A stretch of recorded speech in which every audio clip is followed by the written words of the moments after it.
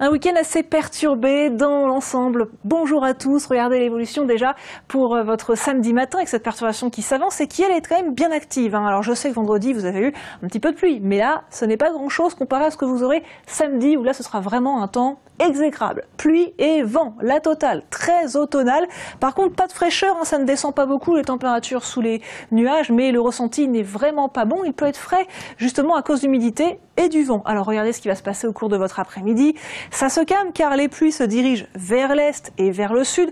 On conserve quand même la grisaille et un petit peu d'humidité et ce vent très embêtant sur les côtes mais aussi dans les terres où on a 50-60 km à l'heure, ce qui ne permet pas vraiment des activités en extérieur. Les températures, encore une fois, elles ne sont pas fraîches du tout, 13-14 degrés, mais le ressenti n'est pas bon. Alors dimanche, eh bien dimanche ça s'améliore, ça baisse un petit peu après le passage de la perturbation, mais il n'y a pas de froid non plus.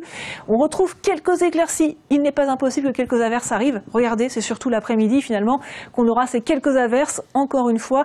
Pas aussi forte que celle de la veille, mais un temps assez dérangeant, toujours un petit peu venté, toujours un petit peu humide.